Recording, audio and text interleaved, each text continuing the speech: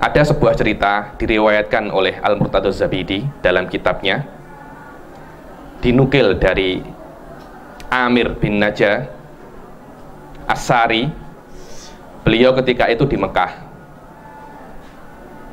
Ketika beliau di Mekah, sholat di Masjidil Haram, di sampingnya ada seorang mubtadi'ah, disifati sebagai mubtadi'ah. Yang benar beliau adalah yang di sampingnya Ahmad As-Sari yang dilihat adalah seorang Ar-Rafidhah. Rafidhah dengan kata lain adalah seorang Syiah. Beliau melihat seorang Syiah di Masjidil Haram sedang sholat. Orang Syiah itu kalau sholat pakai bukan batu, tanah liat dari Karbala. Mereka meyakini kalau sholatnya cuma dengan biasa seperti kita tidak sah, harus sujudnya pakai tanah Karbala, di sa'i. Kemanapun dibawa kalau mau sholat dipakai.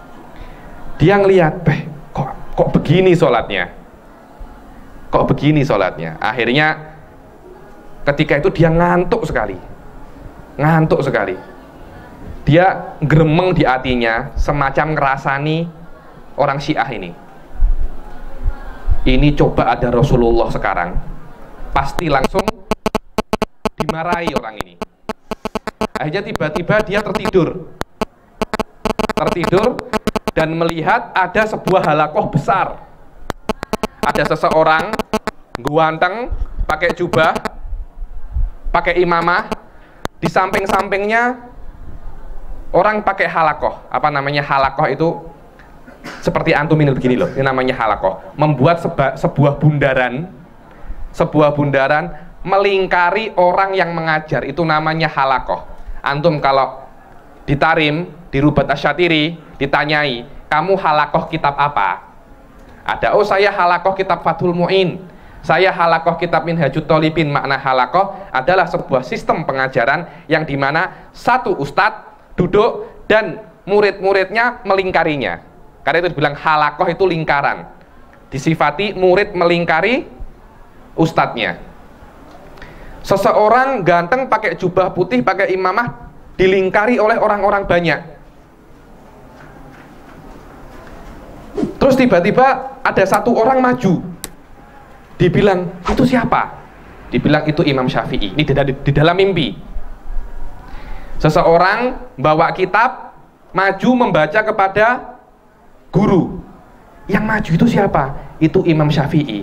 Yang di depan itu siapa? Itu Rasulullah Shallallahu Alaihi Wasallam. Orang itu kenapa? Orang itu ingin membaca akidahnya kepada Rasulullah. Ingin membaca akidah kepada Rasulullah. Yang salah dibenerin. Sudah selesai baca, ganti, orang lagi maju. Itu siapa yang maju? Abu Hanifah, An-Nu'man bin Thabit.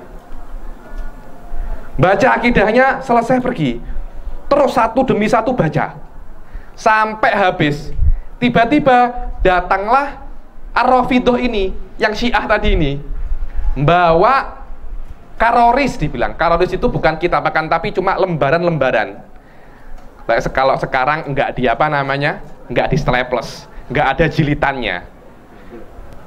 Ketika orang ini mau masuk halakoh, yang jaga halakoh langsung bangun dan mengusir orang tersebut. Pergi kamu, diusir, karena akidahnya bermasalah. Semua sudah pergi. Lah Ahmad As-Sari ini bingung, telinga-telingu, kok semua sudah pergi, tinggal saya.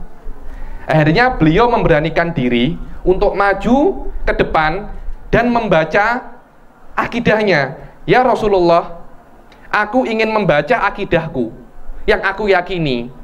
Apa yang kau yakini? Yang aku yakini adalah akidah Qawaidul Aqaid karangannya Imam Ghazali.